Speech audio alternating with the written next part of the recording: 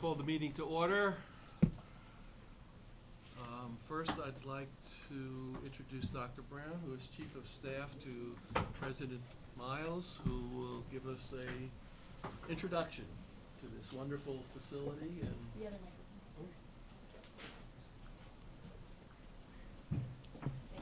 Good morning, and thank you all for having your meeting this morning here at Westchester Community College. I am Sean Brown. I am Chief of Staff to President Belinda Miles, and I know that you know her well, and you also know Mr. Rob Cirillo, our Director of the Physical Plant, very well. Rob is here this morning. We met with you not too long ago talking about our projects here at the college, and we're grateful for that opportunity to share that with you. Also thank Mr. Brady for all of his work working with the college and for inviting you here today and inviting us to give remarks. On behalf of President Miles, I just wanted to thank you again for being here, to thank you again for the work that you do. As you know from hearing from Dr. Miles for the last couple of years, she has a few key priorities, a few key strategies, one of which is stewardship of the college's resources, which is very much what you do here, and it's what we've been working with you on. And so appreciate the effort that you put into doing that county-wide. It's really important because the work that we do from a planning perspective, from master planning, buildings and grounds, it lasts a long time, and it sets a footprint that will set us up for success in the future. So it's an important work. Glad you're here today. I hope you take advantage of the opportunity that Rob is giving you for a tour after this. It's a beautiful day for it. I couldn't have arranged a better morning for you to be here. Although if I could, I would. But he's going to give you a tour of the place. There's a lot of buildings here. Most of it is instructional space, but you'll see spaces like the Gateway Center and be able to see more of the library and just see the resources that we have here for our students. About 13,000 credit students, another 13,000 non-credit students coming through here every year. And so it's a big place, and Rob will be able to give you a sense of that if you haven't been here in a couple of years. So thank you very much. thank you. Okay. Meeting dates. Well, next meeting, we're meeting at the jail. So I'm sure there'll be plenty of jokes made about that, but The only thing I'm gonna have to ask is we are going to have to give your names ahead of time, so I am gonna need everybody to confirm their attendance, and they have promised to let you all out when you're done, so, yes, we'll be at the jail. August, we're meeting at Playland Ice Casino. And I wonder, the September meeting is scheduled for September 11th, and I know that often people have other events that they would like to attend, so I would entertain a motion or interest in changing that date. We would have to certainly find out, what would be a feasible date regarding the use of the room and everything, or if people would like to do that date, we could have a moment of silence to start the meeting if that would be okay. Any ideas, any feelings about that, changing the date or keeping it? I know the county's commitment is an evening, at least it's been for the last 8 years, it's at 7 o'clock at Kensico, so that probably wouldn't, I don't know if anybody else has anything in the morning, but it wouldn't be a conflict for me. So is everyone okay with meeting on the 11th? Or September 4th. But September 4th is usually It's the day after Labor Day. day after Labor Day, Yeah. but negative. That's a bad that's idea. no good for folks. Yeah. I will have work. And September School 11th starting. is also Rosh Hashanah. Oh, That I did not My see. position on September 11th is stand up and live your life, because the meeting should occur and live our life the way we're supposed to live our life. Exactly. September 11th it is. Second day. You'll go crazy trying to figure out how to do it. I agree. okay, well, we can work on another date. This Yeah. is the date that the board did adopt late last year, but we can work, at the July meeting, we'll take a look at the alternates. Yeah, and see. it is the second day of Rosh Hashanah, so I certainly would not be there. So we need to come up with another date. Maybe we would try for Wednesday, September 5th. All right, and we look at that one, Wednesday instead, yeah? Okay.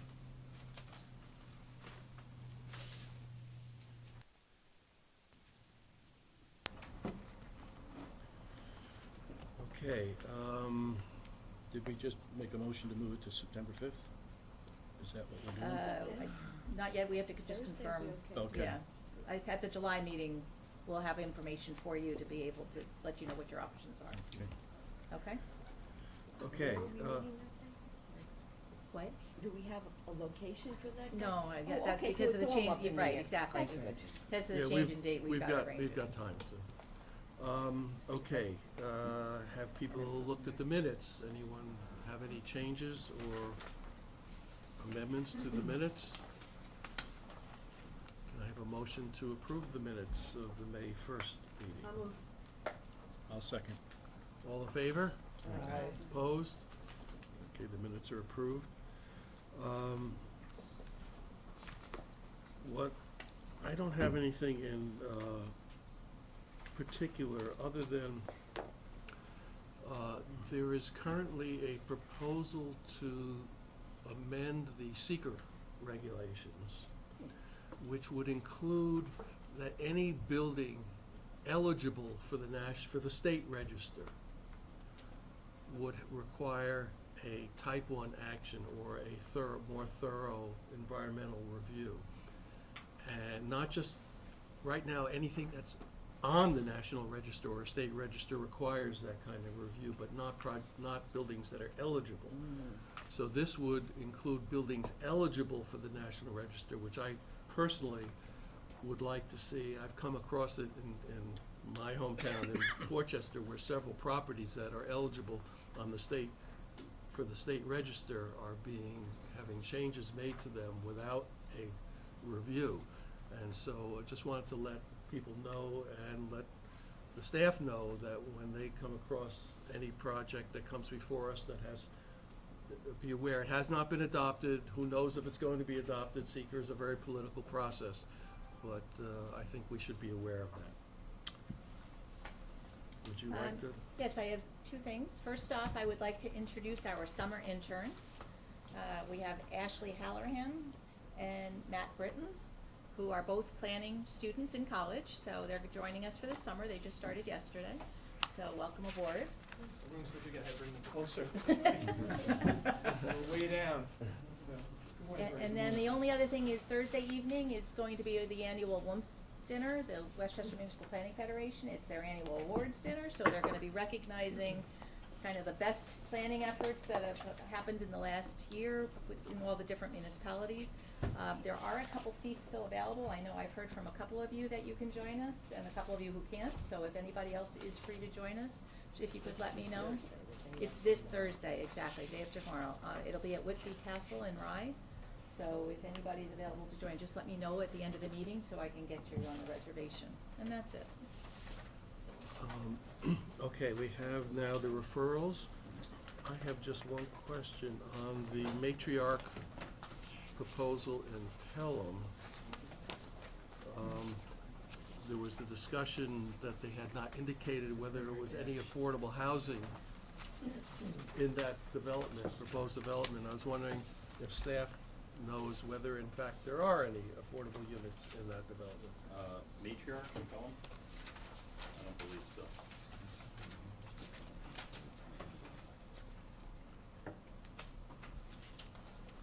Right, okay, so, the Village of Pelham never adopted the model ordinance. And so as a result, when they come in with multifamily developments, they typically do not have affordable units in them. And so every time we send them a letter saying, Yeah. please We'll adopt keep the model reminding them. ordinance, and that way your developments will automatically have affordable units. Okay, any other comments or questions or recusals in the referrals? I have a couple. One, in Bedford,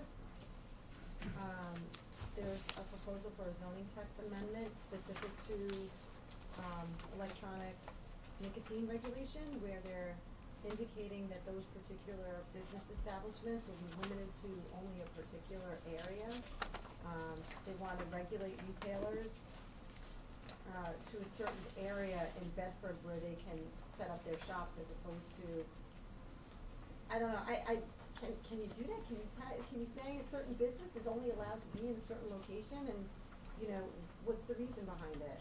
And I'm assuming it has to do with the youth and their, access to the store, which I get, and I totally get, but then why not also, liquor stores? And shouldn't the answer be a more vigilant enforcement of our law as to who may purchase these devices, at what age, just like they do with liquor stores? So I'm not quite sure if this is an appropriate type of text amendment. Was there anything in their proposal that they submitted that indicated Well, I their think- justification for this? I think what it was they didn't, before this, they had no regulations on vape shops. And so, you know, when trying to determine how to, you know, they probably had an application, someone wanted to open one.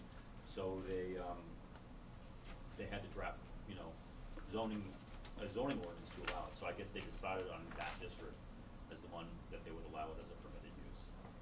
Okay, So you did- I don't think it's more of like only here, I think it's more like, oh, we have to figure out where to allow it, and the RB district made the most sense for permitting it. But what is that based on? I mean, is there that type of regulation for a hair salon, or, you know, do they have that type of ordinance for a gun store? Not that they have one in Bedford. I mean, where does it stop, where they're limiting? Look, I totally get it. I totally don't want kids in vape stores. I would prefer if they didn't exist, but they're a business just like anything else. So how do you limit Sure. one particular type of business over some other type of business? And I'm just curious to find out what their thought process was behind that, and if they could be specific to what, and where does it stop? Some municipalities have a restriction on fast food, 300 feet between fast food establishments, based on traffic flow, that, you know, cars that are generated, because these trips are every 10 minutes. If you have a McDonald's, a, you know, Wendy's, or not to single out names, but, and that's withstood the test of time, at least 20-something years in White Plains, so. Yeah, and That's others, throughout the city of White Plains. You can't others be have more than prohibitions 300 feet. against how close gas stations can be, Yeah. Okay. or whether, certain types of business can be within X number of feet from a school, But or that's other based, things. you know, that. So, yeah, there that's should be based some on traffic. justification. Okay, it Right. is. There You is have to have no some kind basis of- on, you're not gonna get that kind of traffic at a. It is a matter for local determination. It's not something that But you can we do it. have jurisdiction over. It's an interesting point. Maybe you should go to the Bedford Town Board meeting and, no. Okay, anything Also, else? Just on that matter, I think you wind up having to permit it somewhere. I think there's Right. been other X-rated shops and stuff like that. People put them in industrial areas because just to not allow them at all within a municipal range of uses, you could be contested. So they wind up placing them someplace where they can do the least harm, is I think the theory behind it and what other people have done. So I was thinking the opposite of what I thought maybe they wanted to open it in the downtown somewhere. I said, well, no, but we'll put it out here somehow like that, instead where they think it can do less harm. That was No, my and I guess. understand that. I just don't, I'm very interested in the difference between an electronic nicotine store versus a liquor store, versus, you know, versus a gun store. People have opinions as to the dangers those particular types of business establishments present. So it's, you know, I'm happy as a parent, but confused, you know, on the other end, as to how they can do that, but. Okay, well, let's move on to, are there any other comments on the referrals? I Can do I- have to recuse myself on the Harrison matter stuff, When that comes up. on the referrals. Right. But on the monthly referrals, any other comments on that? I was just interested if you have any update on the Esplanade. They just said they extended their Right. site plan. I was just wondering if you know anything. In White Plains, this happens fairly often with site plan approvals. They give them an approval for a year, and then if they're not able to start construction in a year, then they have to just get an extension. So most large projects in White Plains go through this, they get approval, and then we see it come back like 2 or 3 times sometimes, just for extensions, that's all. So, yeah, I guess it hasn't moved forward in terms of converting the building quite yet, but they still want the approval to remain in force. Of course, they moved pretty quickly in evicting all the seniors. Yeah. Any other comments on the referrals? Can I have a motion to, I just have a sort of a slight question on this self-storage warehouses. Yeah, because these things are often as in and out, they're very, very ugly. They are a nuisance in a lot of areas, and allowing them in, areas where people are living is really just putting another piece of dead space with a lot of traffic. But I see it is local determination, which means tough. No, Which- we No, provided no. extensive comments on that. Yes, you did, thank you very much, but Oh, no, that's an error on the, it should have read comment, I'm sorry, that's actually an error. We provided, yes, I see you had very similar comments. right, but it says response type local determination, that was a mistake, it should read comment, because we sent, Oh, okay. we sent that last paragraph under the description is actually the comments. It's kind of awkward, the format of this report doesn't allow every type of letter to be presented, in a particular way. So this last paragraph here is actually Right. the comments that we made. Right. So it should have been a comment. Okay. That actually, we noted that it had the potential to cause a lot of impacts in Yonkers, because the streets that were zoned, B, BR, and BA include roads like McLean Avenue, or like Kimball Avenue. So for example, the gas station at the corner of Kimball Avenue and Mile Square Road could become a self-storage place if it was purchased by somebody, and that's a very residential neighborhood. We tried Yeah. to flag that. Because that has a multitude of differences between living space and, commercial, in a commercial / industrial, yes, that makes sense.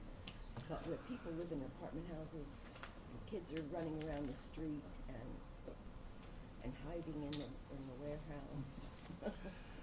any other comments on the referrals package?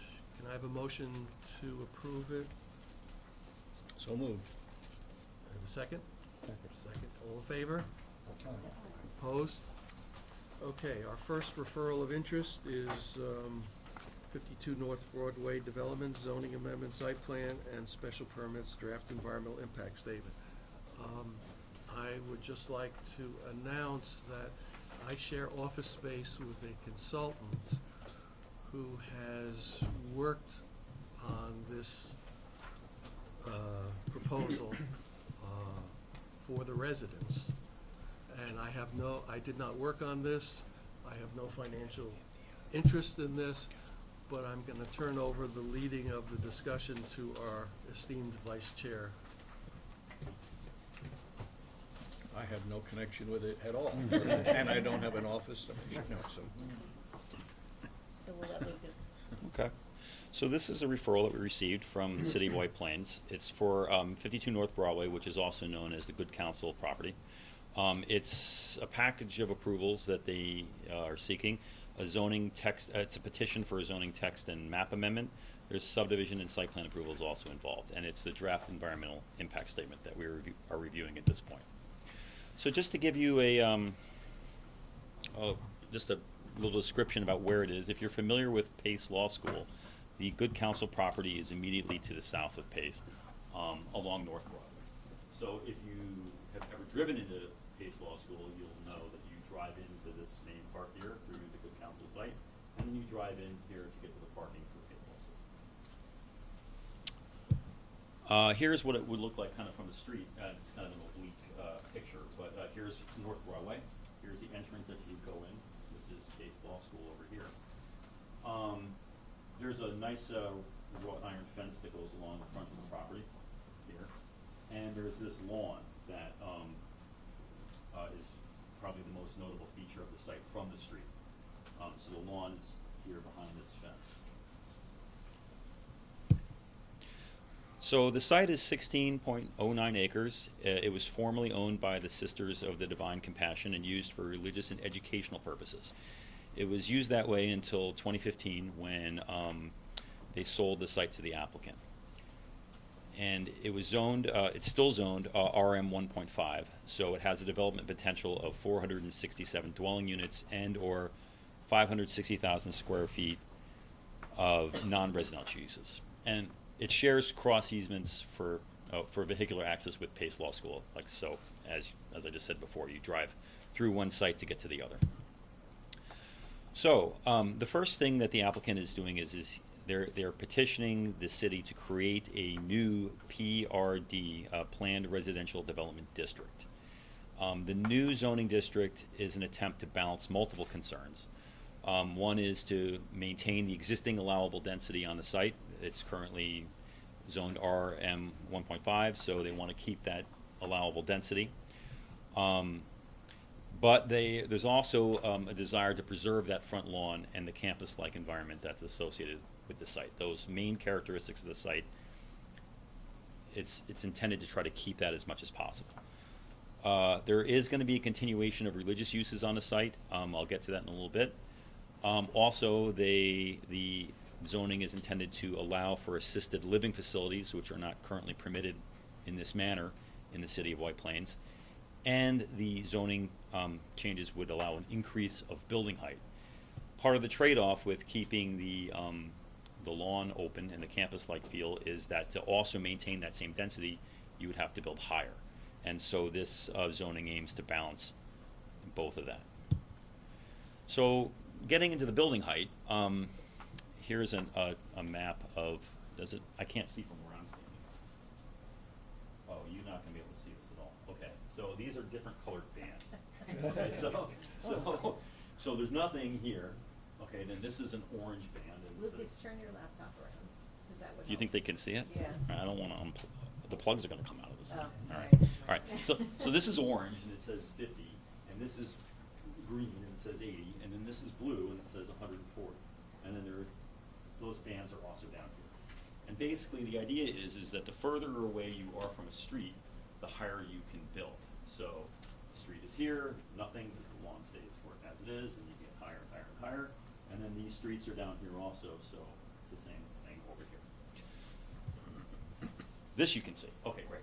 So the other thing to point out is that the site slopes downwards towards the east. So the highest point is where this chapel is currently. And as you go down, there's a substantial grade change here. So the highest buildings would be here, where the grade is the lowest. That's the other rationale behind doing it that way. So then to compare the site with the adjacent buildings, okay, this doesn't come out so great, but Excuse me, Lucas, Carl was just saying, if you can hold the mic while you move around. Thanks. okay. See how that works. Oh, it's tangled. Jeez. Okay. Okay. It's still tangled. Oh, it's- All right. Here, a little bit better. All right, good. So as you can see, there's a variety of different building heights surrounding the site. Pace Law School up here is mostly 5-story buildings. The buildings across the street on North Broadway are 3 and 4 stories. But then to the south of the site, you see buildings of similar building heights to what they're kind of proposing. An 11-story building down here, a 12-story building down here, a 7-story building fronting North Broadway. Basically, once this lawn is unique in the sense that once you get north and south of it, there are buildings that are along Broadway. And so this building here that's along Broadway is 7 stories. And this building at the law school is 5 stories. So the demolition plan for the project proposal is to demolish every building that has a red X on it, which is almost all of them. 2 buildings would remain. The chapel building would remain. And then there's the Mapleton building, which would remain, but they would move it over here next to the chapel building. The Mapleton building and the chapel building would remain as religious uses, and so they'd basically be at this corner of the site. So this is a plan of the proposed redevelopment. So basically, as you can see, these are the 2 buildings, the religious buildings that are here. But the first building you would see when you enter the site from North Broadway would be the assisted living facility. So this would have 60 units of assisted living and 30 units of memory care. And there would be 50 parking spaces located behind the building. Then you'd have a 5-story dormitory building for Pace Law School. And it would have 120 beds, and it would be split up into 1, 2, and 3 bedroom suites with shared amenities like shared kitchens and whatnot. In the back, you'd have your large residential building. So this would be 2 10-story residential towers, but it would be 140 feet in height, due to the building mechanicals and things like that. 400 dwelling units, as per city zoning ordinance, 6% would be affordable. There would be 500 parking spaces in the garage at the south end of the building. And they would build 11 3-story townhomes in front of the garage to kind of screen it, so you wouldn't see the garage as much. And there'd be this entrance here that would connect to one of the neighborhood roads east of North Broadway. Okay, so the religious buildings remain for religious use, and then finally the front lawn would be maintained. Publicly accessible during reasonable hours. That's just a quote from the EIS, so they didn't discuss it beyond that. It wouldn't be a park, that's for sure, but it would be an open space that was accessible to the public. And it's intended, from the description, it's intended to be a passive area. There would be benches and walking paths. I don't know if it would be a place where people would throw a football around or something like that, but it would be intended mostly to be passive. And the wrought iron fence would remain along the front property line. So this is just like a mock-up of what it could look like. This is not an official rendering, but it was just used in the visual impact analysis. In the back, you can see the multifamily building.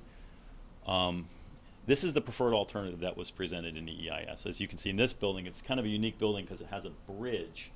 It has the 2 buildings here, but then there's like a bridge going across the building. So people would actually live in the space here over this opening, which is interesting.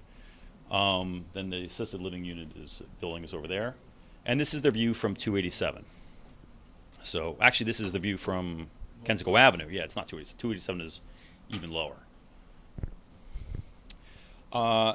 Also, we've been told that another alternative is being considered. The EIS presents several alternatives, but this is the other kind of like front-runner alternative. And this is a building that would, same building height, but it would be kind of without the bridge over the top. And it would just be a little bit more open. So that's what that would look like. And it would preserve the facade of the common. Oh, that's correct. Yeah, it would preserve the facade of the common. A portion of the common building would be left intact. So, for the review timeline, we've sent a number of letters on behalf of the board over the years. So, on October 31st, 2016, there was an initial zoning petition which we responded to. Then a month later, they revised the zoning petition and we responded to that. And then a month after that, the city council, the common council declared lead agency and we responded to that. And then in February of 2017, the DEIS scoping came out and we responded to that. And then at the April 4th County Planning Board meeting, we had some local residents. They came to the meeting and they asked to be heard and they made a few comments. And then this board directed me to send a follow-up letter with additional comments with respect to that. And then the draft EIS public hearing was yesterday. There's supposed to be at least a 10-day comment period after the hearing. However, the hearing was not closed. So the next hearing will be July. Well, Peter, do you know when it will be? July 2nd? Okay, so it'll be July 2nd. So the earliest it would possibly close is July 12th, but even that could be extended. So we have some time to send them back a letter. Okay, so I'm just going to read you some of the comments that we've sent in these previous letters. And, you can decide if you want to keep having the comments in that direction or not. You can let me know. And what we'll do is, based on this discussion here, I'll draft another letter and I'll circulate it to you all, and you can edit it and whatnot, get it finalized before the letter is due. So basically, we made comments at least 3 times about how the layout is unusual in that it places the highest intensity use, which is 400 units of multifamily housing, as far away from the street frontage with North Broadway as possible. We noted that the abutting properties are developed with residential buildings that are close to the North Broadway frontage. That slide I showed you that had the building heights that were close to the road, you have a 5-story building and a 7-story building on the adjacent sites that are pretty much along North Broadway. In this case, the residential towers are next to I-287, which may have issues with noisy traffic and pollution coming from the highway impacting the new units. Also, it creates a very long travel distance for the greatest number of people.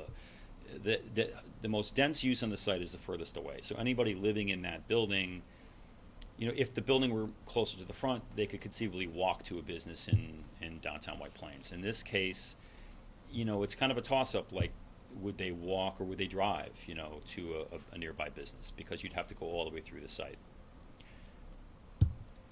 Also, when the local residents came in, they pointed out to us that there's a landfill at the southeast corner of the site.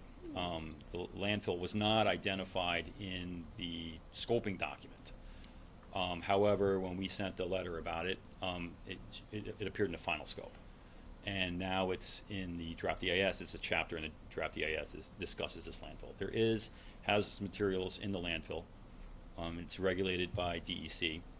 And so the question is, well, if there is a landfill only on a portion of the site, why would you put the highest intensity use above that landfill when you could put it somewhere else and maybe make the open space over the landfill where it has a lower intensity of use?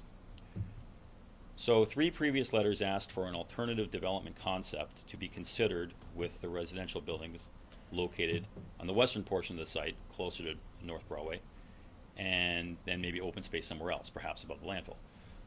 But this alternative was not included among the alternatives studied in the draft EIS. So we made that comment on the scoping. It didn't make it to the final scope, and it's not the draft EIS. Also, parking requirements was something that we had commented on in the past. The district requirements are similar to transit-oriented developments that leverage nearby train stations to reduce the required parking. So in this case, we're looking at 1 space per unit plus 0.25 spaces per bedroom. Parking ratios like that are typically thought of as, well, okay, it's near a train station, so there'll be lower car ownership. But in this case, with the buildings set so far back from the site, and the site being kind of far away, I mean, I've actually walked between the train station and Pace Law School for events at Pace Law School, and it's a long walk. I mean, you think about it, well, should I take a taxi? Should I guess now White Plains has this bike share, so maybe you would use the bike share. But, it's a long walk. So we were questioning, is this enough parking? Are these buildings really going to be attracting people who just drive everywhere? So the response in the EIS is basically that, okay, they'll provide a train station jitney, and that will, raise the degree of transit-orientedness to the project and allow for that lower parking requirement. Okay, these are more just standard comments that we'd make for any development. The increased sewage flows are expected to be 90,468 gallons per day. Typically for this, we would request that I&I mitigation be discussed in the draft EIS, and it was not. So that's a comment we could make.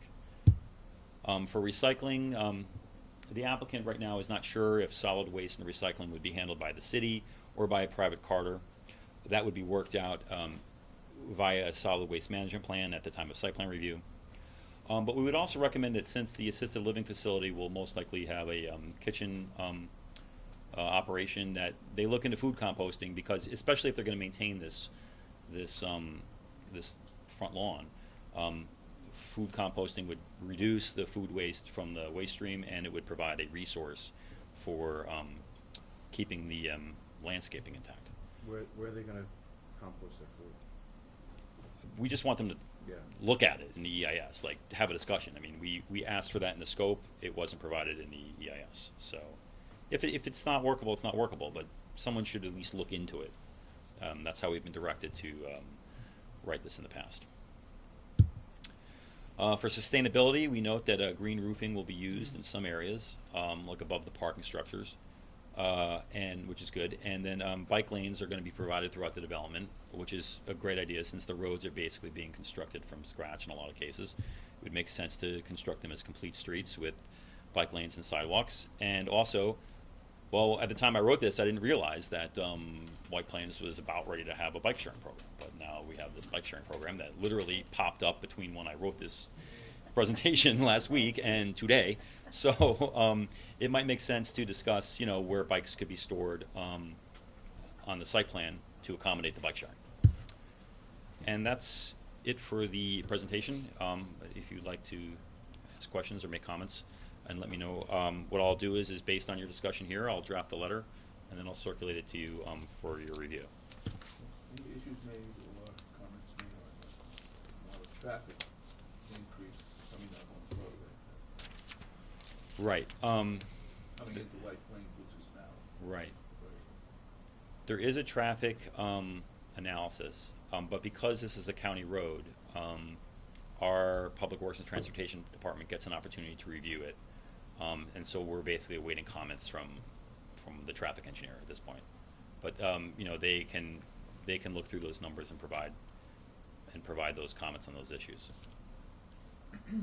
But basically, Lucas, you're pointing out that they could, as main alternate, have the apartments up kind of like the other apartment buildings that are on the street, not develop it to the back, not above the thruway, not on DEC brownfield site or whatever it is.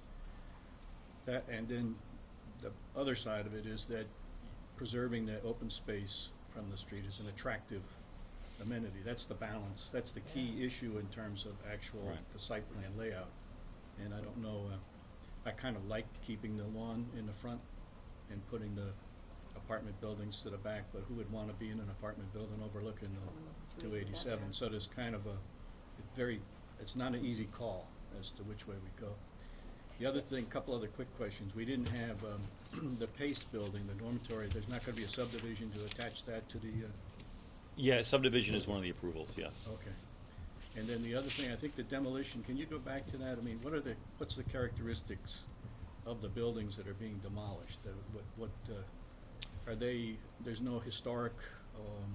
It is a campus that has a character and feel to it. Is that's been? They are losing historic buildings. Yeah. Yes. Not all the buildings are historic, but some of them are they're historic buildings. Wasn't that voted down by the city council, the historic designation? Was recently, I read something about that. A little louder. They determined that it wasn't Speak up. historic. Yeah, I'm not sure. So they probably wouldn't proceed with it if they had already designated as historic, right? Yeah. So they must, It if they was- considered it, they probably didn't approve it to get to this point. Well, I guess it's another compromise. I mean, they're saving the two buildings, you know, that are the most notable on the site. Other buildings have historic qualities, but some of them are, you know, in poor shape, unable to be reused. Usually It's what another trade-off, you know. What you'd normally prefer would be, you know, to try to convert them to apartments that are on site, or whatever, and retain the campus feel and all that. But I guess the economics of that didn't work or whatever. I don't know. Had they looked at just the modification of the buildings to residential use, I guess some of them were residential uses, but others are classrooms and stuff like that. Do you know if that, I guess that never was really considered? That wasn't really one of the alternatives. I mean, the most basic alternative was just development as of right, according to zoning. So yeah, it wasn't really. Full reuse of all the buildings wasn't one of the alternatives. So I guess we have to make up our mind as to whether we like keeping the open, I mean, as a recommendation, keeping the open space along North Broadway, or that we think the building should be moved to front on the street and maintain a streetscape. Sure. Has anybody looked at the shadow that's gonna be cast by those long, tall buildings? Is much of the area with the circle and in front is going to be in the shadow till about 11 o'clock, it looks like from the shape. Mhm. So it will block much of the eastern sunlight that way, putting a shadow all morning. And that the idea of having a breezeway in between with living space, have they said anything about the cost of heating that? If you've got wind going below and above, that's gonna be awfully difficult to heat in the winter. And what about the wind tunnel that they're creating between two large curved buildings? That it seems that there's a lot of environmental enjoyment kind of issues with that, in addition to putting the largest number of people in the, and it seems to me that on the northern end of the property, although it is the high point of the property, it would be a much less disruptive use if they, A, didn't make the building so wide in addition to high. And what about the drainage issues in the bottom, on my right-hand corner there, where they have not only had the landfill site, but is also the low site? It seems that there's gonna have to be some careful consideration of what's gonna happen down there when rains come, because there are going to be rains. And look at the amount of impermeable surface that you have in front of all of those buildings, which it seems to me is going to flow downhill. I mean, that's the way water often goes. So I'm not sure about the livability of the site as designed. I mean, I wouldn't want to live there, just because I wouldn't want to be walking around in the dark. I wouldn't want those buildings down on the bottom where I would be very afraid of flooding. That's where the townhouses are, right? Yes, On the bottom? well, yeah. Yeah, townhouses are right. And what's the reason for townhouses? I mean, it's only, Hide you the said garage. Screening. 11? Yeah, to screen the, To screen. Screening. And are those also rental, or are they for sale? no, they didn't say. And yeah, and what about if you have people going in and out of the garage at all days? You have 400 people in and out of the garage right behind your house? Not sure that that's something I'd be up for either. So, from a livability perspective, look at that circle, how long it's going to be in dark. And the open space is beautiful, I've gotta say, it's very nice. But maybe we should think about the north and the Pace housing being moved. Some reconfiguration, that's an awful big block of eastern blocking. Eastern sunlight blocking. The shadowing and the storm drain system how are you gonna deal with the storm drainage on, it would have to be, a portion of it would have to be on the DEC regulated lands, I guess, unless, I haven't seen the topo completely, but trying to figure out in that corner, you'd have to have Cultex and other things to store water out there. And that's a pretty good big issue. That would be in the SWIP. Have they done a SWIP yet? No. Because that's supposed to be one of the first things you do before any consideration of a project. You need to at least have one that's accepted as addressing all of the area. Impermeability versus, pre-build and post-build. Well, I can go back and review the stormwater management Yeah. section. And where's the water going to go? Will they Mhm. pipe it out to the county road, to North Broadway, try to take it off-site? To the ice rink. Also, in regard to that area, you mentioned that it was a landfill and also that had hazardous material.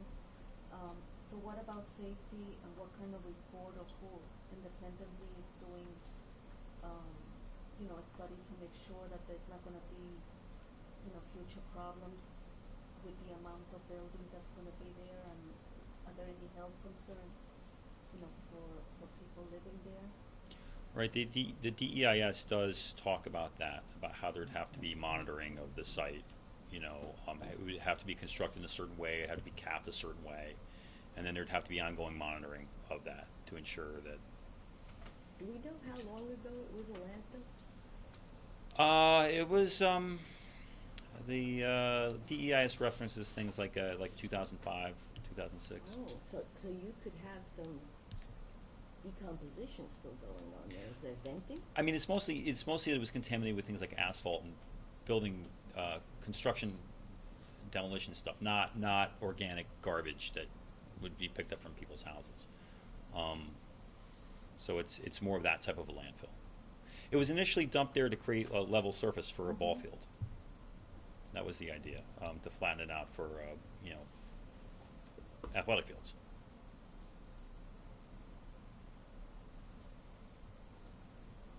Any other comments that we had? Comments, concerns? We've hit a couple of good ones, I think. Go ahead.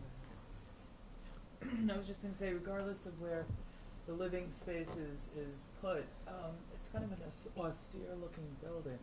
When you have Yeah. such a the whole thing is that the chapel and the front lawn and the wrought iron fence is certainly a beautiful, and the church is across, the other church is, across the street.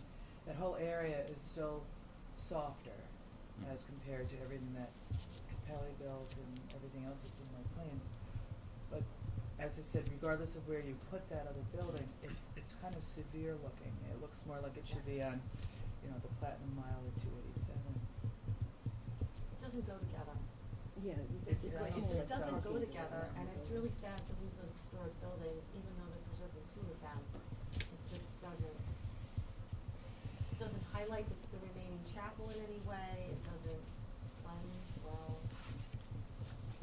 There's new development, on North Broadway, of newer structured buildings, but they don't seem to stand out as much as even the pictures of them. It's really, looks like. Could you go back to the picture just one more time, the real picture? Well, these are just generalized. These are not, the building wouldn't necessarily look like that. Yeah, but they would still be But those it's still big broad. 12-story. Well, the height it's mostly just to show the height and massing of the building. It's not to show what it would look like. It could have any, the windows, the sides of the building could look Yeah, but they totally would still different. be that broad and that Oh, tall. yeah. That's the footprint. Yes, yeah, that's the bulk of the building would look like that or like that. Looks like a little, that looks Mhm. a little better. I mean, this is the closest, tallest building. This Right. building is Yeah. 12 stories right there. You can see this building from a lot of vantage points in the city. Yeah, but you see on the bottom one, that orientation is very different than the big curved, massive. Even though they're two massive buildings, they don't appear to be parallel. Yeah, that And looks that like, massiveness is very disturbing. that looks residential, that looks corporate park. Yeah. Just put a red roof on the one side. Be all set. I think, based on your wind analysis also, we probably prefer the alternate where there's the two separate buildings and trying to put the connecting Crosswalk. rooftop crosswalk or whatever it is. I think got a lot of good stuff. Lucas, you got enough from us at this point? I'll make my best attempt. And then, when I circulate the letter, if I'm on the wrong track, you can let me know. Okay, anything else? Items for action next. Okay. Okay. And we'll come back to the last two. Okay, we're gonna jump to matters for planning board action. The first is capital budget amendment for the Miller House site improvement building restoration. Did you go there? Oh, David why just don't left the room. we can do New Homes Land. Pardon me? Do you want us to do New Homes Land first? Yeah, let's start. Okay, so- let's do the Harrison Avalon. Okay, That'll we are keep now you- gonna do that'll- B, new homeland acquisition, Okay. Avalon at Harrison.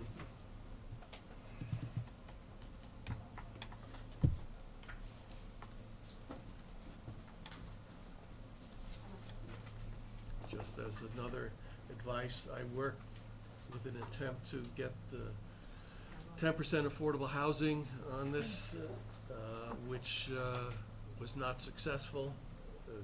It's gonna be 5% affordable housing. I worked as a private citizen.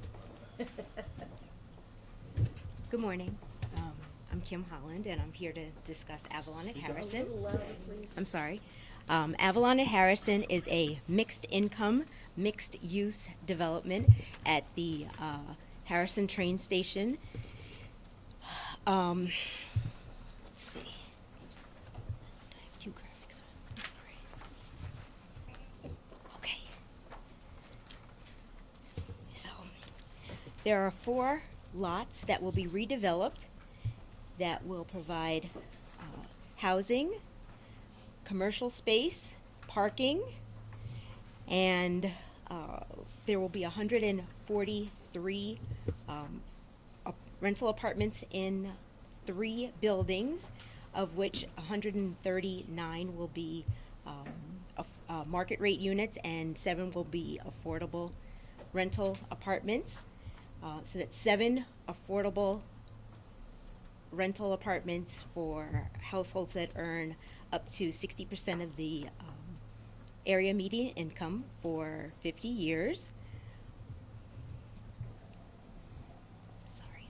There are 1, 2, and 3 bedroom units in these 3 buildings on these 4 lots that will be redeveloped. The request is for funds to purchase the property. I'm sorry.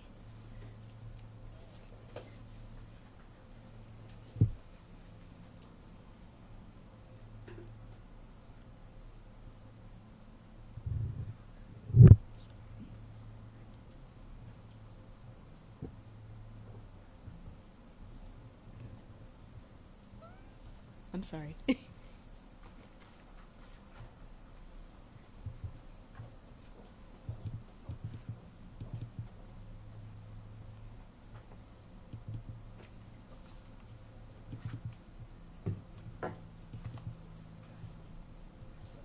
Is it this one? Just Am I- this little one down here is how to go back to big. Oh, And you just, I'm and you sorry. just hit that screen. I'm sorry, thank you. Okay, so we're at the Harrison train station, I'm sorry. And there are 4 lots that will be redeveloped to provide housing, parking, commercial space. And the county will purchase property to provide 7 units of affordable housing units within this development that will provide 7 units of affordable housing for 50 years. What am I doing? The rental units will be affordable to households that earn up to 60% of the area median income.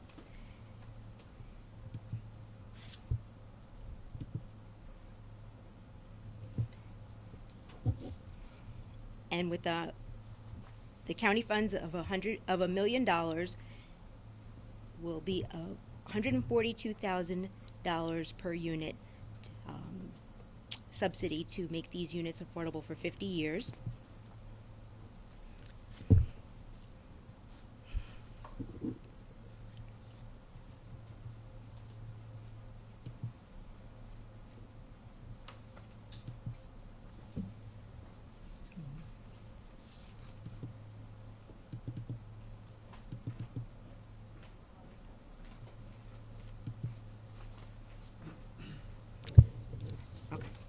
So, I'm sorry.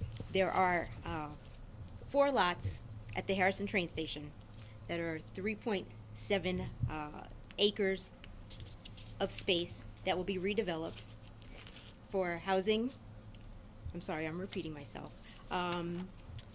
And the affordable rentals will be 1, 2, and 3 bedroom units. The affordable rentals will be 1 and 2 bedrooms that will be, I'm sorry, the 1 bedrooms are between $1,200 and $1,400 per month, and the 2 bedrooms are between $1,400 and $1,700 per month, as opposed to a market rate rental, which is over $2,000 and $3,000 per month at the train station. So these will be affordable rentals at the train station in Harrison.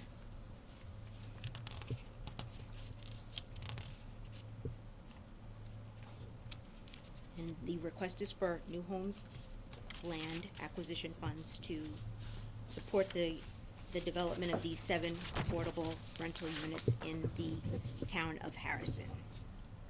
So there's a resolution. Okay, we have a resolution in the package. I just have to add one other thing. I was a consultant to Avalon. You're very busy. This is all in the past, I can assure you.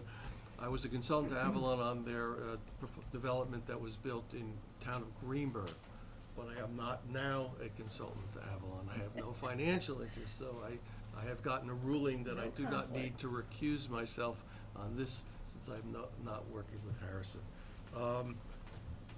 I have a comment.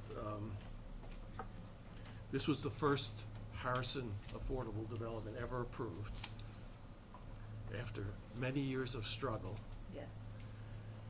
Unfortunately, however, usually in inclusionary developments, the profit from the market units pays for the affordable units.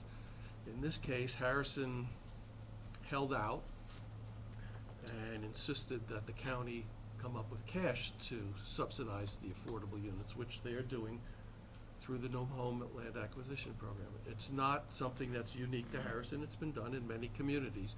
But usually it's not done with inclusionary developments. Usually it's done with 100% affordable developments.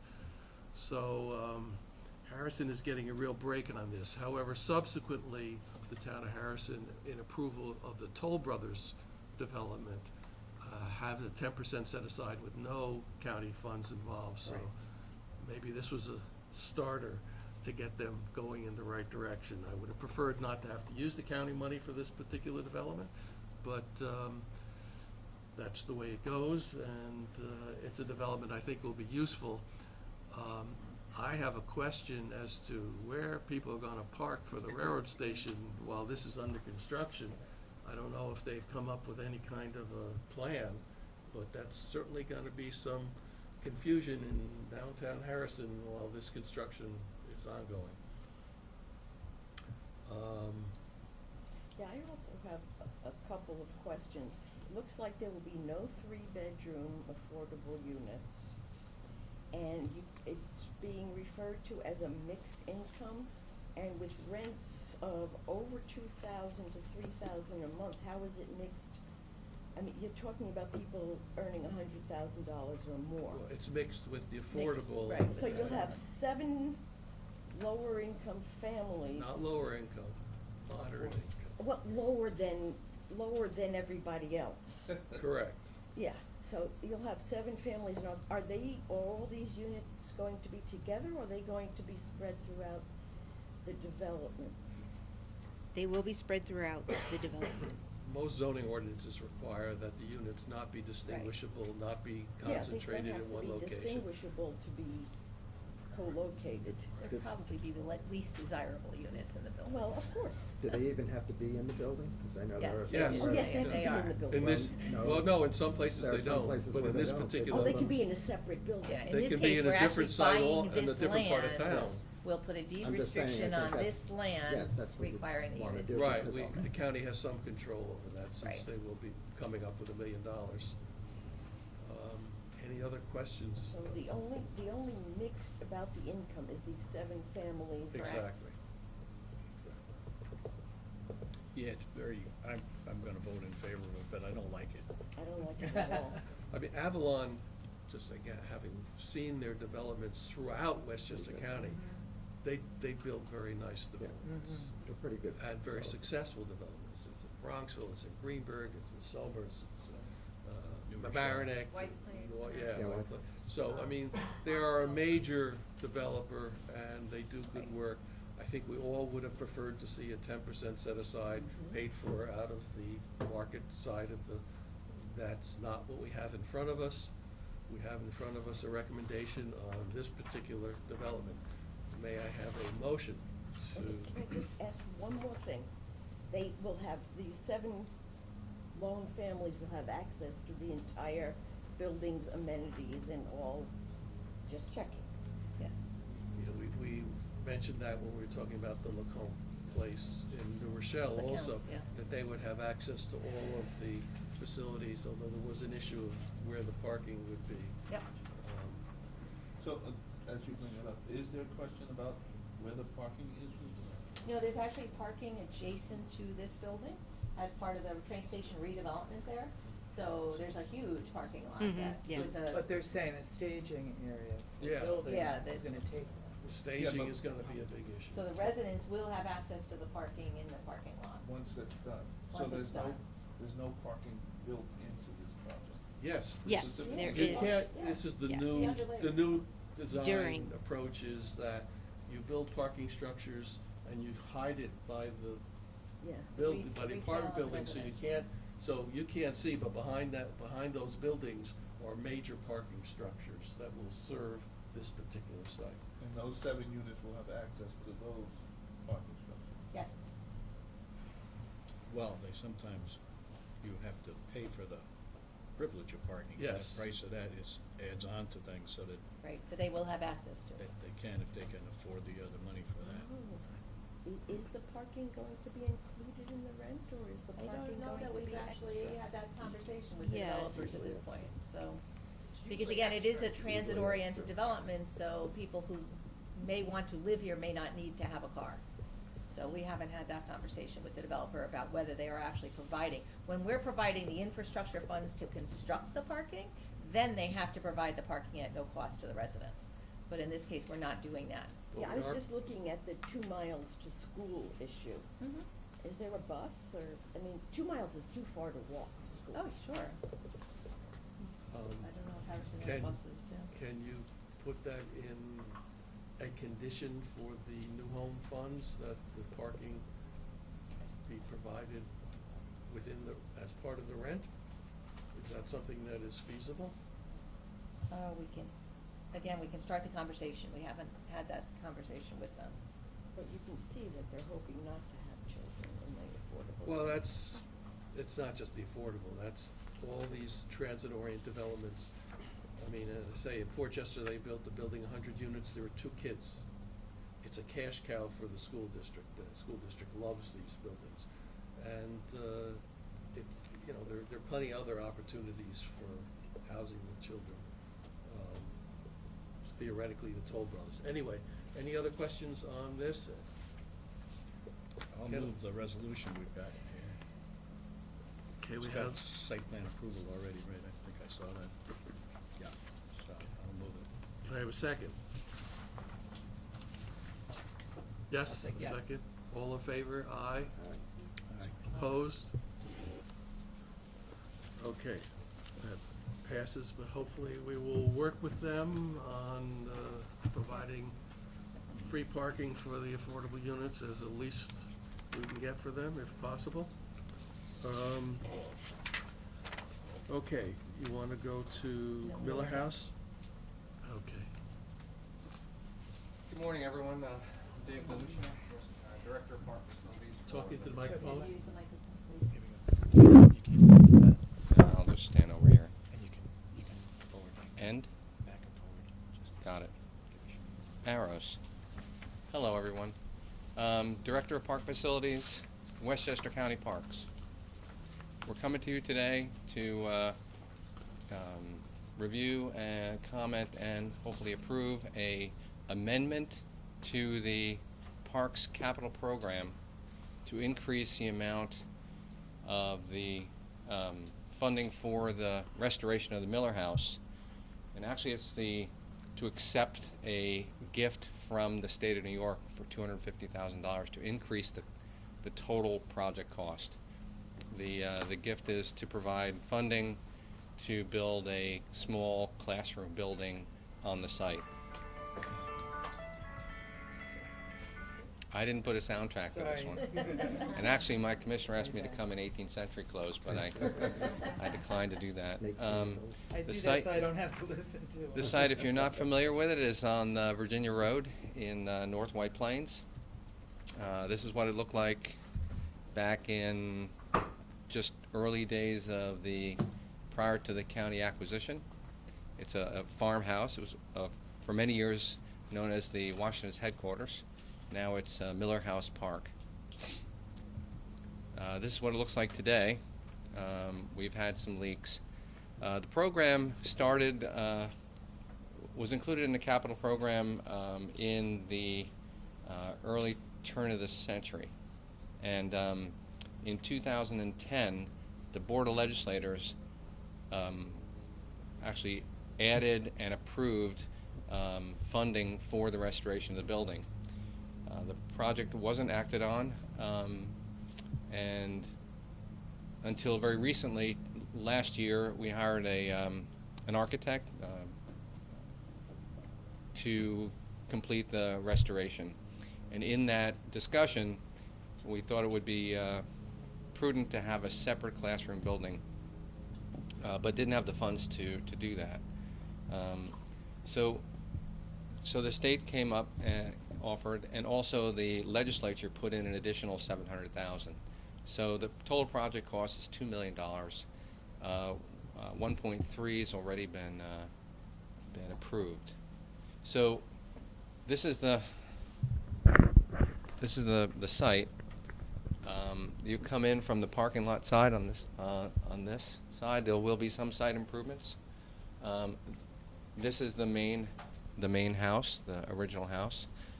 There will be some work done to remove the added-on restroom and heating area. This is just a guide. It's a preliminary study. The plan is to create the new classroom building and put bathrooms and a boiler heating room that will service the main house and the classroom, and take that out and leave the stone retaining wall and rebuild the root cellar. What is that on the north there? This? That you pointed out and that you're taking off? This. Well, that's well after the. okay. So what happened in the? Let's see if I can do this. Off to the right, there's a little, like a shed with a go that way. That chimney for the boiler. So that's not in great shape. That's coming down anyway.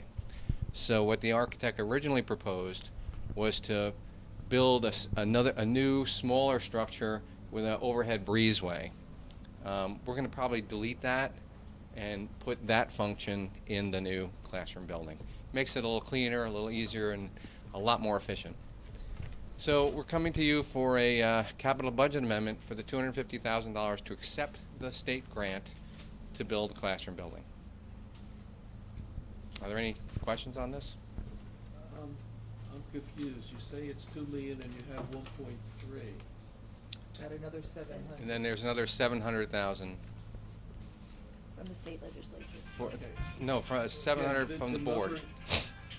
The number here, the 5-year capital plan has 250,000. less 250, less 2 million. So how much are we adding? Okay, so originally 1.3 million was bonded. The legislators put in another $700,000 that we're going for the Bond Act now. In that process of going for the Bond Act, we need to include legislation to accept an additional $250,000 from the state. So the county's As a grant.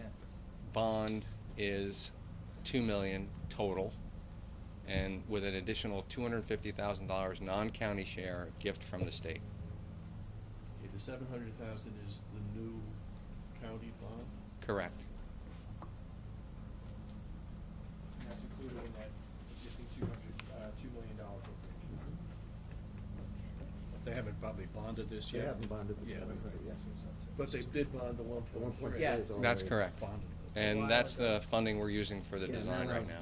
Get started with the architect, so, who we actually hired, and he works for now, Public Works, but he's gonna Okay, finish the just project. as Don't, it- don't complicate things. As it mentions here, it's a National Register building. That's correct. So clearly, I assume the architect is familiar with all the requirements of. He's He excellent. lives in a He lives in building a house similar. made in Yes. 1790, He- so. Yeah.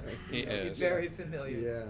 Yeah. We also have at our disposal, or at least our an opportunity to review with our county archivist, who has a number of contacts through the former HPAC board. So we've actually met with them to go over the plans as well. I'm familiar with the Bush House in Portchester. And what is the Miller House going to be used for? Educational programs, And historically it's not- associated. You can't use the existing house renovated as a classroom? No, the rooms Oh, are too no, small. No. The size is deceiving by looking at this picture. You know, the house is very small. Right. Well, I'm And- assuming that's the scale. Well, it is, and the plan is to set up the house the way it looked as the Millers lived there in the 18th century. There are things that we couldn't do in that building that we are able to do in the classroom building, to set up a overhead projector and, to set it up as a modern classroom building. It'll look sympathetic to the site, but it won't be a copy. The whole point is that as people come in, most of it will be school children. They'll come in, they'll first go to the classroom site, for them to understand where they are and what went on here and the importance of this building, and then literally go in with people that are very familiar with the building, and will give the tour of the facility and show them how they cooked and cleaned and things like that. You couldn't do both in the same room. The bathrooms alone are a deal breaker. You needed a new building with Yes. bathrooms, because that didn't Yeah. really. But this would just be available by appointment through the different Yes. school districts, and this is something that the parks will be maintaining? We're maintaining it, but we're also, as far as programming, we've been talking to the Daughters of American Revolution. A lot of volunteer groups are already interested in providing the flair and the education, but no, we would still be maintaining it. It's not currently open, I would take it. Oh, no. Has it there been open? has some during issues. the lifetime we've had control of it, or has it just been? Oh, yeah, that was my first job. Oh, okay. Oh, yeah, we ran programs and a camp and You had the all. costume? I did. I was Martha Washington. So that's why I get often wonder, where's the parking? You turn right off the Virginia Road real quick. Correct. Where's the parking? Yeah, we're gonna, that's the building. There we go. Parking is an issue. So we're gonna, right now, this is closed up, this is open, it's very narrow. We're gonna do some site work for clearing, so you have a greater site distance. And this'll be the in, and that'll be the out, so you won't go out of this any longer. We're gonna rebuild and recirculate, recirculation on it. There's just enough room for a bus to get in and turn around. But there's never been a lot of parking associated with the building. I think it's important to note, of the past administration, one of the reasons nothing happened is because there was a tremendous conversation as to why would we ever do anything there with Byram Construction, concrete across the street, et cetera, and after many meetings and conversation, it was decided to stay where it is, because once you move it, it loses its historic notarization, and the question was, where was it going? And so I think collectively, everybody, and certainly this county executive, feels very strongly about keeping it where it is. And yeah, I mean, you can't handle 200 people cruising through, but it will be by appointment. And as long as buses can go in, turn around, and come out, that's really the nature of it. There was an existing classroom building on the site when we operated it, and it was on a concrete pad on this location. It was small and it suited our needs back then. But this would be a bit more able to take, we figure 1 or 2 classes of children. Any other questions? Is there any plan to improve the street signage, so you know what it is? Yes. Yes. Once we're. Yeah, and especially because cars go flying Yeah, you fly by. through there on Virginia Road. Open door, what is that? Why is it? Really, it's under the blue. Yes, what's under the? We're not gonna solve the Virginia Road problem with this project. Should we go to? Yes. Unfortunately. Once we can Should we go show back to off what we referrals, have, or- we'll make sure we can do this. Thank you very much. Stick with Okay, can I have a- future plans to get this to, have like non-classroom use? There'll be holiday, you know, on Washington, literally, that's when I started, on Washington's birthday, we had a ceremony and everybody was in that Revolutionary Yeah, Guard and costume. whatever. So, yeah, it isn't just classroom, but it's the numbers, I mean, we can't handle hundreds of people Well, going in the there. reservations in advance, of course. Mhm. Can I have a motion to approve this capital budget amendment? So moved. Second. Second. All in favor, say aye. Aye. Opposed? Thank you. Thank you very much. Thanks, Dave. Thanks, Dave. Very nice. Where should we go next? The capital, Okay. You got a very big package of Oh, geez, this is the a- capital projects. I have a few comments on that. It seems that everyone wants their money in 2019, and nobody has made any plans to ask for money after 2019, except for new home land acquisition, which has a 5-year plan. The purpose of a capital budget for planning purposes is to spread out your needs, prioritize your needs, spreading out over a period of time. This does not do that. And so it's, in effect, it's not a long-term capital budget, it's a 1-year proposal. And who even knows if all the 2019 money were added up, if there's enough money, if there's, the willingness and the ability to bond for that amount of money in 1 year. But I think we need to recommend to both, I guess, the administration and the legislature, that if they really want to do a 5-year plan and call it a 5-year plan, then they should do a 5-year plan. I might say though, when you look at those budget boxes, these are only projects that have money requested in 2019. So you're not seeing the multiple projects that the various departments have put out that start in 2020. So there are projects that are further out in the program that you don't see in this group of budget box projects. Why So, don't we see them? we could have provided you with a full set of the full long sheets, But at least as a summary page to so we see. could well, that's fine, provide- let's let Bill, Sure. let the staff go through We the have some numbers to presentation show you on with it, right. because that'll give you the overview. Okay. Okay. Okay. All right, so this report is prepared to show you the physical aspects of the project for the 5-year plan, but it's just focused, like Bill just said, on 2019. Prepare the report on the physical aspects of the projects for the 5-year plan, focused on 2019. We have to submit this by September 10th to the county executive, so we're gonna move forward to this. So, comparison in previous years, you could see the estimated ultimate costs from 2015, as there is movement up and down, but we are relatively high, 283 for this, for the 2018, and it jumps back down to 237 for 2019. The non-county share is revenue from other sources, but let's just move through this quickly. So that's the 2019, that's what we're gonna focus on today, because like Bill said, there is a 5-year plan. While I will agree with you, what you're gonna see in that 5-year plan is priorities that, for health and safety, there's a bigger jump, I think even in 2020. So if you think this is significant, there's more to come. Okay, looking at the tax levy versus the districts.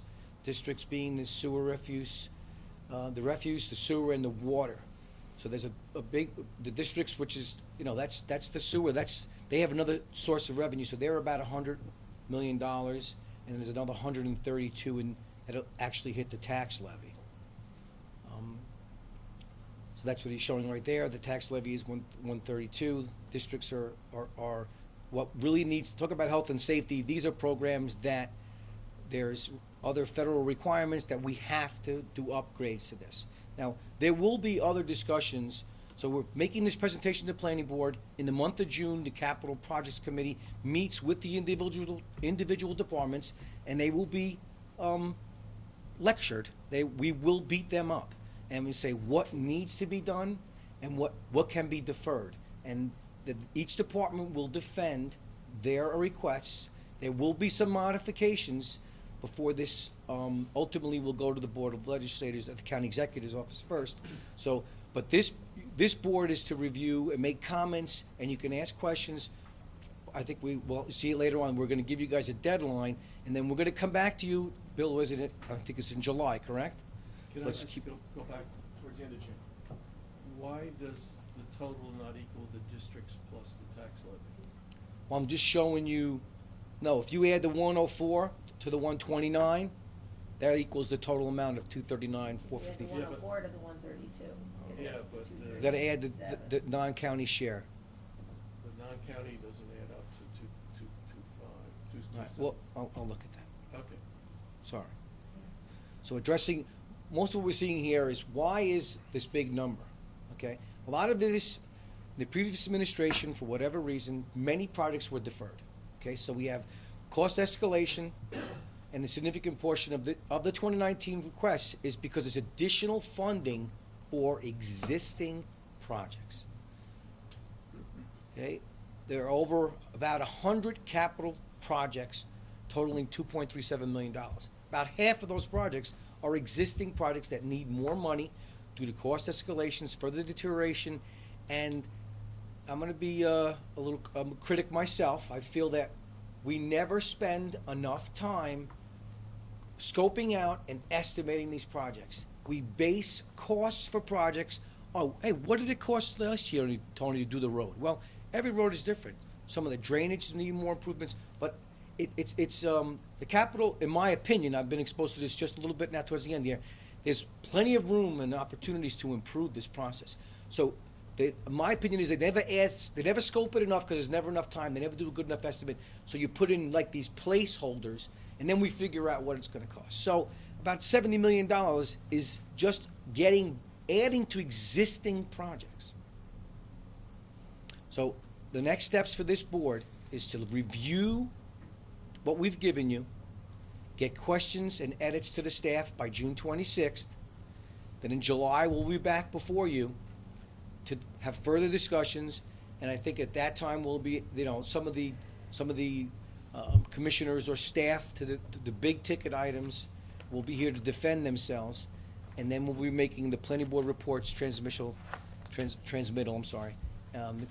the capital projects committee, then to the county executive, then to the board of legislators, and then for the overall budget approval. Questions? What are we Anybody? gonna be asked to vote on? A 2019 budget or a 5-year capital budget? What are we gonna be asked to? My understanding is that you are recommending on the 5-year capital program. Correct. But we've traditionally had you focus on the next year. Okay, can you at least give us a summary then of the 5-year program so that we can see the 2019 in the context of what, since we're gonna have to approve a 5-year plan, it'd be nice. if Okay, we could- so, if all we- right. If we could see. We'll look at I mean, there's I think there's 93 pages. I understand it's So already thick, right, it's gonna be but thicker. but what we can do, I just want to let you know, we'll condense it down to departments just so you can see it, but it's the devil's in the detail. If you really want to dive into this, you have to look at all the projects and all the needs. Parks Department has a tremendous amount of facilities that unfortunately have not been a priority. So we have a lot of work that needs to be done. Just in this year, and Kathy, stop me if I'm incorrect, I think you're at like $17 million. Yep. Next year, it jumps to $53 million. And this is because we're trying to focus 2019. We were given the orders to, we can only focus, we got to keep 2019 as minimal as possible, but please address health and safety. We have situations with the Parks Department with our trails where we're getting sued and it's costing us more money. But what happens is now we're trying to catch up, and now the 2020 request is significant. And they had a meeting with last week. I wasn't at the one, but this work that we want to work with these departments to look. I agree with you. We need to spread this out, but unfortunately, there always seems to be a priority of health and safety, roads and bridges, and we have to keep the public safe. I don't think this board is in a position to review, 400 different projects, so, I mean, that's not our role. It's more in the role of what is good capital project budgeting process. You said at least of the 37 million, at least 70 million is just additional costs to projects already approved and already, I guess, either underway or bid or In our, Maybe in in our design. parks program, we have 17 million that we put in 19 to cover really escalation. It's really not, the scopes didn't change terribly much to reflect There you that. go. But it's just escalation. We were asked, last year to put in $100 million in capital projects. Put it in there in the year 18. 18. It's 18, It's 18. from 17 to 18. So we did. But Public Works can't get them done because there's not enough staff. And even in the best ball in the world and at full staff, still too many projects in 1 year. So now we have all these projects appropriated. We've picked the ones that we think are gonna move forward in 19. We've accurately estimated and escalated the costs, and that's what 19 reflects.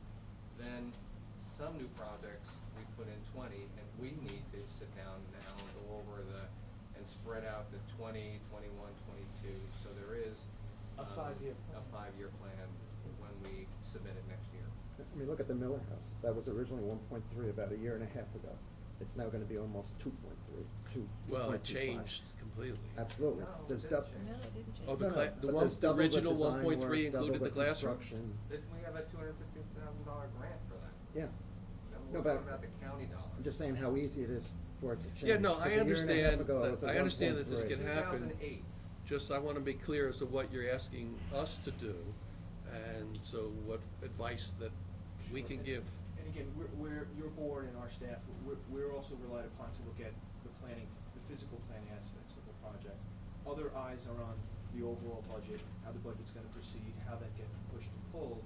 But again, I think we're relied upon often to kind of look at each individual project, see if there are stormwater concerns, design concerns, neighboring municipality concerns, impact on the communities, things like that. So where other eyes may not be on that, I mean, the departments do, but we're another set of eyes on those types Okay, of. so you've gotta feed us in terms of what we should be looking at. And of course, two of the major items are not even included in this, which is the airport and playland, which are just one pages in it saying to be determined, right?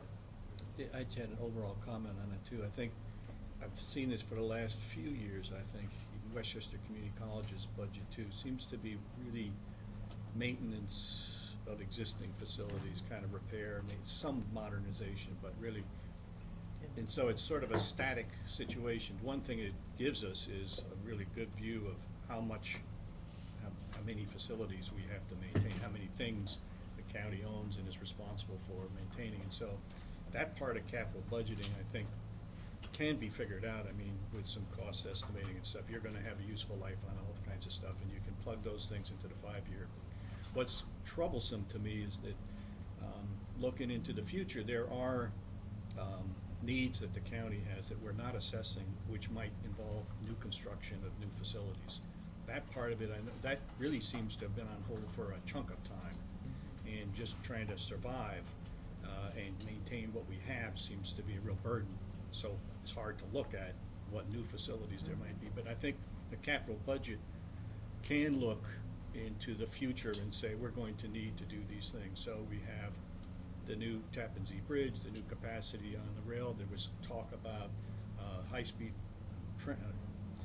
designated buses coming across, and there was even looking at different ways you could strengthen existing centers using the buses and all that kind of stuff.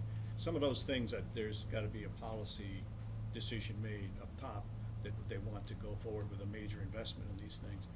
But what's troublesome a little to me is there is none of that just about, other than our new homes land acquisition money stuff, which is future oriented toward expansion to deal with needs. And so backing up, you would normally take a needs analysis. What has the county got now in terms of facilities for recreation, for bridges, all that kind of stuff? Then you develop some objectives, put together a basic set of goals, and then you develop your capital budget. That part of it we don't do, I don't think. Maybe we just don't have the capacity to do it, or maybe the politics is such that it's just too difficult.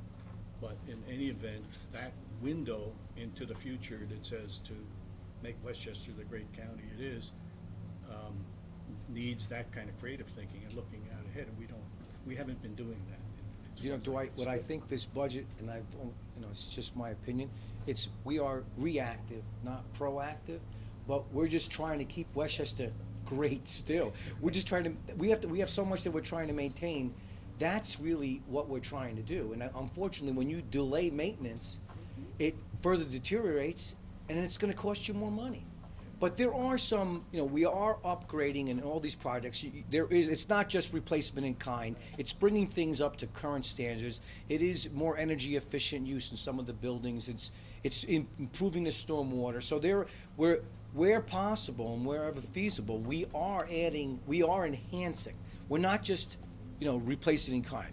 We're in some of our pathway projects, we're increasing the thickness of the asphalt. So this way we don't have to be doing it again in 10 years, okay? So that's what planning does, DPW. We try to work as a team to identify where we can be, to do further analysis to make it better, not just replacement in kind. But unfortunately, we are where we are, and we are reactive, not proactive. But I agree with you. The 5-year plan is something that we need to look at. But this is where we are today. We'll provide you with a snapshot summary of the 5-year plan, and you can see. But people are thinking about tomorrow. We can't even. We're trying to manage what we have today. We all love to say, okay, let's project. Let's build a new facility. We can't. We're trying to keep what we have operating and safe for the public. If I can just ask if we can get the additional information, maybe more than just the Friday before the meeting. Right. Because this is a lot to look at, and so we would have a little bit more time. I understand staffing issues, I mean, I really do, but if it's possible. We can Is pull there something an email address or something for questions, comments, et cetera, so that we can send it someplace specific? Yes, if you can get them back to Bill, And that that's would all be on the helpful. cover of your packet, the pre-meeting email packet. My phone number. I was looking at it here. Yeah. Okay. Okay, let's move on. So again, there's no action on that Right. today. That action will be at next month's meeting. Okay. Center City Plaza renovation, referral from White Plains. I had asked an additional item to be put on the agenda. In cases where this board is going to make a negative recommendation, I would prefer that it come before the board before a letter goes out. Now, there's timing issues regarding the letters, and sometimes that may not work, but I think in particular, if we're saying we don't think this is a good idea, similar to the way we discussed 52 North Broadway, or at least that additional things should be discussed, that it should at least be presented in more detail and not just included in the monthly referral package. If we can do it, I'd appreciate it if we could do that, and that's why I had asked that this and the next one be put on this agenda. It's not the biggest project issue in the world, but I think it's something that's worth all of us looking at. Okay, so we received a site plan application for the renovation of the City Center Plaza. If you're not familiar with it, City Center building is in downtown White Plains. It's most notably known for ShopRite and Target. And behind that, those buildings, the building fronts on Mamaroneck Avenue, but then behind it is this plaza, which is essentially the main entrance to the building, which is in the rear of the building. So this is what the plaza looks like currently. And then this is what the plaza looks like taken from the rooftop of the, not the rooftop, from the Walmart parking structure. And the issue with this is when we, I remember when I first started working at the county in 2001, the initial construction of the city center was the current big referral at that time. And I remember at that time there was a major issue with the closing of E.J. Conroy Drive, which basically is where this plaza now stands. So you can see from this perspective, back here is a driveway that goes out to Martine Avenue. So this was once a through street. And the issue at that time was that the county's busiest bus stop was located around here. And this road was used for bus operations, and it was used, and it was a heavily used pedestrian and vehicular cut-through. The road was taken off the city map and made part of the development. But let's see, 2 letters were issued in 2000, April 10th, 2000 and July 30th, 2001, that raised a lot of issues with the closure of that street. And so the letter that we drafted references those letters from the perspective of what they want to do now. So basically, this is the plan. If you have a hard time seeing it, I actually brought the paper plans I can pass around as well. Here, I can.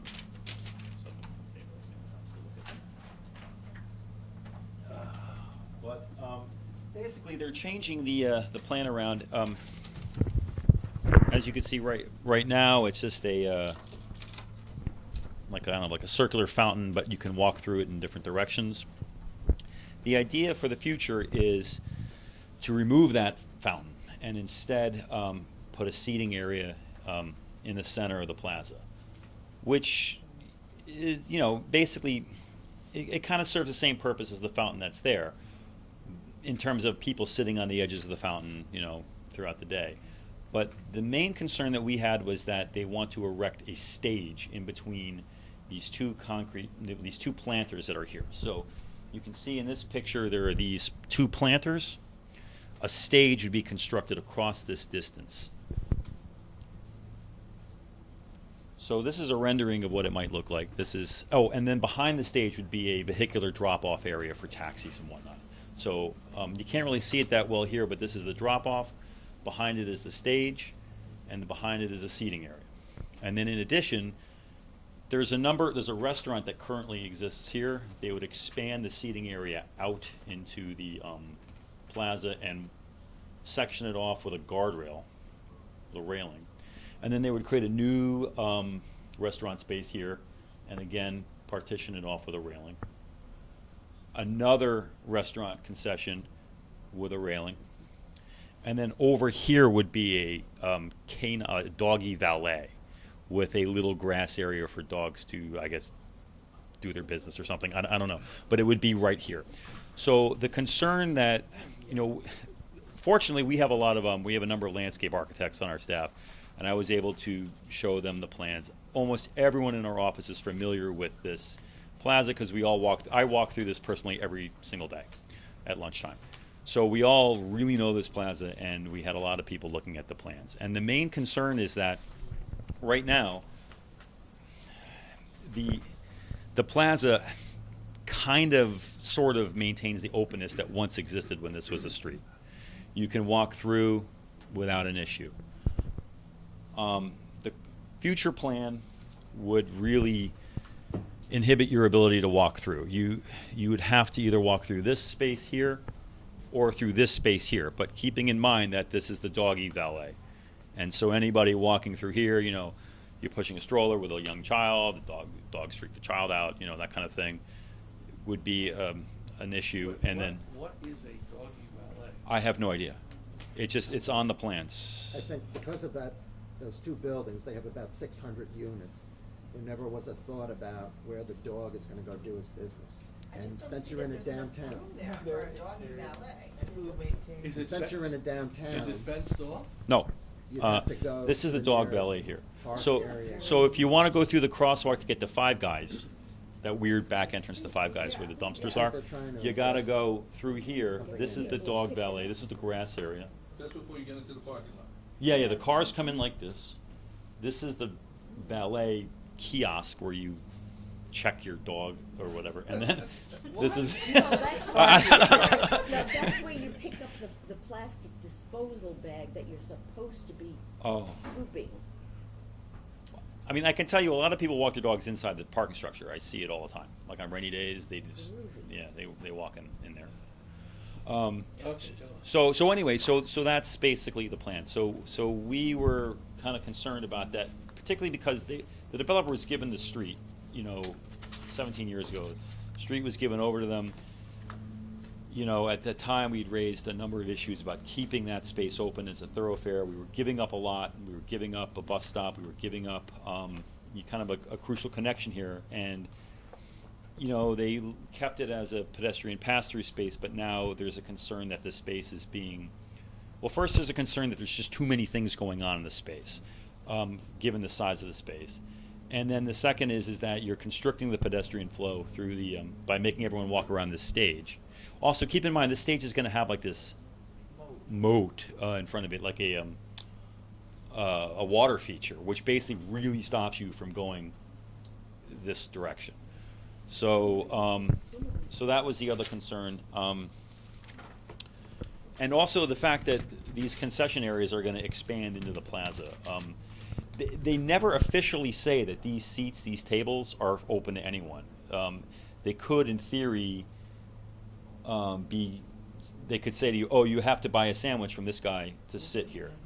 And that was not, it could be that these are just for anyone, but no one has said anything. We don't know from the application materials what the situation is. So we wanted to raise that, like, because currently you can sit in a lot of different spots. You know, you can sit on any of these edges here. You know, people use them for seating informally. A lot of that would be taken away. I mean, what's there now is not so wonderful. Wait, No. Can you go back to that slide? This one? No, that, This one? The visual of what's there now? No. What, the one now that's or? attached to That's the that. plan. The visual of what's there now. Okay, there's two. This one and this one. Yeah, this is what's. Yes, this. Okay. Where is the doggy valley? Is this where the doggy? Right where valley your is? finger is. Yeah, that's Yeah. where it would be. Yeah. So these planters don't move. So you see, this is a pretty narrow space that you have to walk through. I think they would remove this directional sign, but you would walk through here to get to this crosswalk that's obscured by the trees.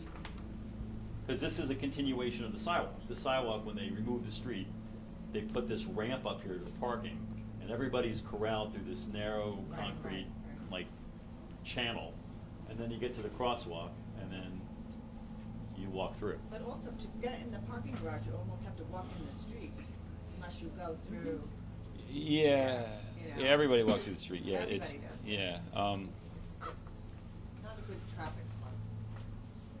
Another point is that I understand why they want this stage, because they do entertainment there, but another suggestion might be a portable facility that, because you're not gonna be doing it in November and December and January, but if you do a permanent, then that sight line is gone forever. The moat could also be not done, so that once the stage comes down, you know, you can block off a stage with a million other portable things. We do it all the time. So if the staging is necessary, I would certainly consider a good portable, and then they can remove it once the season is over. There's another issue with traffic coming around that corner. You put up the stage where they're putting it, it will reduce the line of sight to be able to see clearly the traffic coming around the corner. Putting people parked, squeeze between that stage and the cars, even though they have the post there, it's only stopping people dash out, often to cross the street at that point. And that will cause for more inability to clearly see, traffic. Now, everyone should be aware, a letter did go out. Yes. On May 18th, making some of the comments that Luke just made, indicating about the visual and physical barriers. So the reason I had put it on this agenda, since it really was sort of a negative recommendation as to the plan, I wanted it to see if this board agreed with the letter that went out. I forget, did everyone get a copy of the letter in the package? Yeah. So I wanted to see if everyone agreed with that letter, so that if it comes back from the city of White Plains, we can say that we are in support of that letter. Are there any other questions about that? I mean, are we in favor of the letter? I have a problem visualizing what the streets around this are. Okay. Are there, They're very busy. Yes, I know. It's Main Street and Martine. okay, okay. Right across from the city hall. It goes to where the, where Walmart is. If you go straight, you go right into Walmart. Right, Walmart's right there. Yeah, I don't know That's where I don't know Barnes the and Noble shopping is. there, but I It's do know busy. where Martine is. Yeah, the two major flow streets are on the side. Right. It's busy and cars go pretty fast through there Oh, yeah, too. of course. And sometimes people cut through the parking garage to get across to Martine also. Really? Yeah. Oh, wow. Actually, what See, you happens learned something here new is every that day. the drop off, as you can see in the I wouldn't have thought of that. Oh, yeah. Okay, so are we in support of the letter that went out? Good.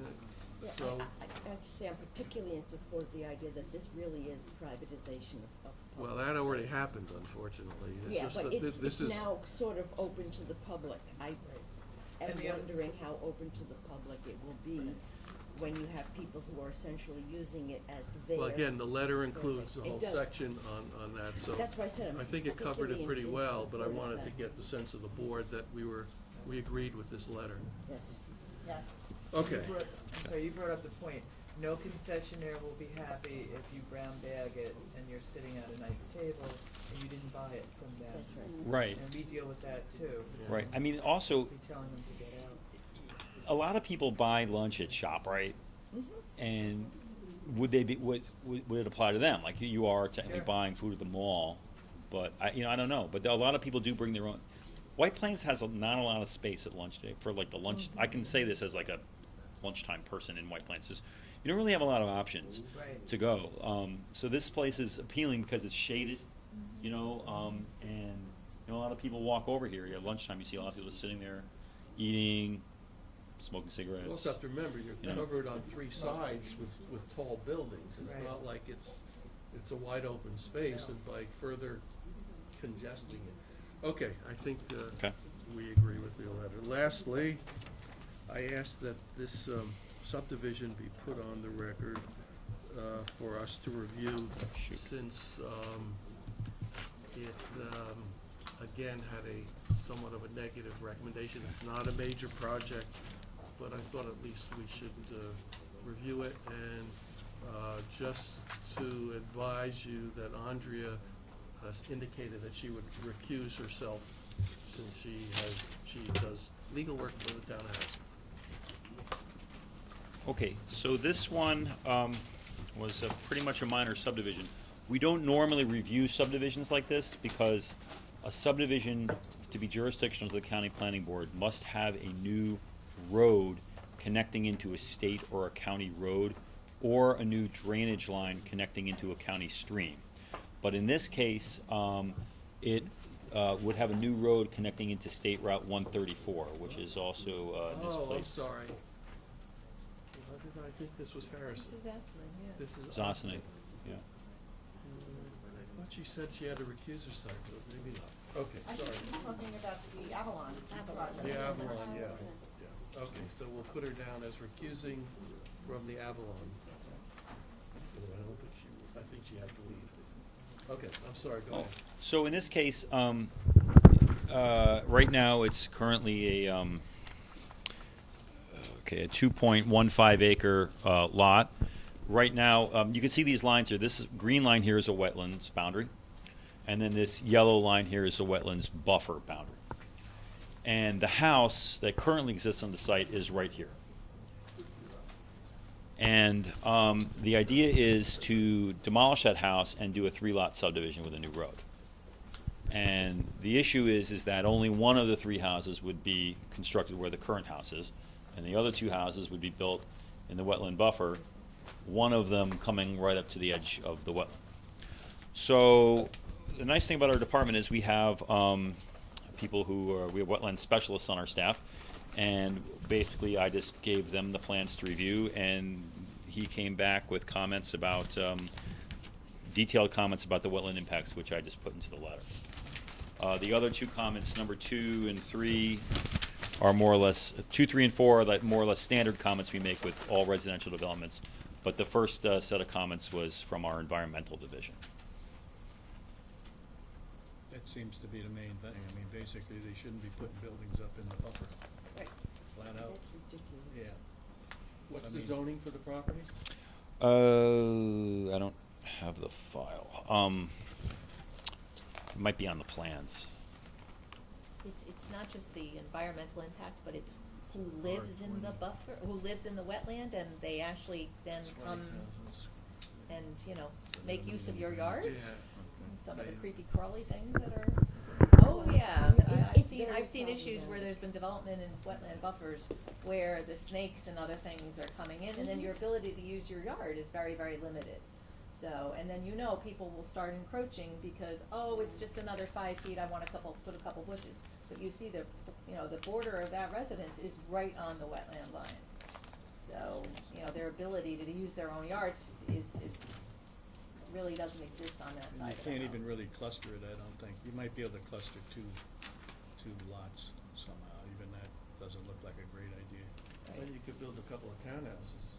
Oh, that you could do. That would You not, could, they'd yeah. need a variance or zone change to be Yeah. able to do that. That would be a good recommendation to go from single family to, they could put 3 townhouses in there probably. Right, I mean, Nail it. they've done a plan that shows you can get 3 legally conforming lots, except for the fact that they're in the buffer. And, so let them put 3 townhouses in the Yeah. other area, and so they could get the same density, but it's not. Yeah.